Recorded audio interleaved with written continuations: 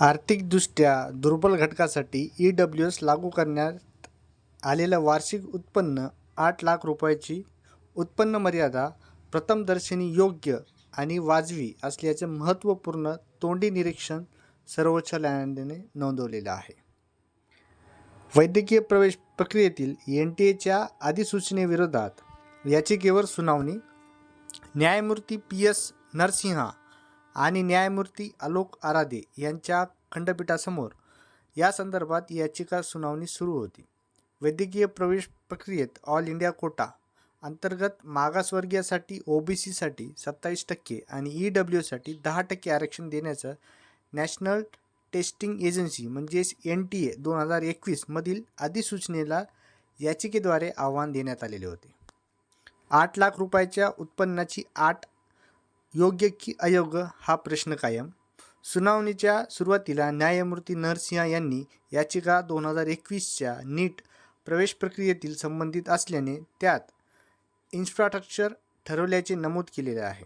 मात्र याचिकाकर्त्यांचे वकील तन्वी दुबे यांनी न्यायालयात स्पष्ट केले की आरक्षणासाठी आखून दिलेल्या 8 लाखाची उत्पन्नाची अट योग्य की अयोग्य हा कायद्याचा मुख्य प्रश्न अजूनही कायम आहे.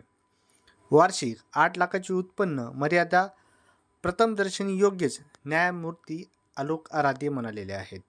पांडे समितीने EWS निष्कर्षांचा पुनर्विचार करून 8 लाखाची मर्यादा कायम ठेवण्याची आणि 5 एकर किंवा त्याहून अधिक शेतजमीन असलेल्या कुटुंबांना उत्पन्नाची अट न लावता आरक्षणातून वगळण्याची शिफारस केली होती.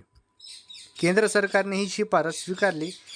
31 डिसेंबर 2021 रोजी न्यायालयात सांगितले की युक्तिवादावर न्यायमूर्ती आलोक आराधे यांनी निरीक्षण नोंदवले की 8 लाख रुपयाची मर्यादा प्रथमदर्शनी योग्य आणि रास्त वाटते. सुनावणी पुढील आठवड्यापर्यंत स्थगित आहे. या प्रकरणी ज्येष्ठ वकील अरविंद दातार, अतिरिक्त सॉलिसिटर जनरल KM नटराज उपस्थित नसल्याने न्यायालयाने ही सुनावणी पुढील आठवड्यापर्यंत स्थगिती दिलेली आहे. तसेच खंडपीठाने वकील तन्वी दुबे यांच्या संबंधित इतर याचिकांची मुद्द्यांची यादी तयार करण्याचे निर्देशन दिलेले आहेत. या प्रकरणात न्यायालयाचे अतिरिक्त सॉलिसिटर जनरल ऐश्वर्या भाटी यांचे सहकार्य मागितले असून याचिकांची प्रत देण्याचे निर्देशन देण्यात आलेले आहे.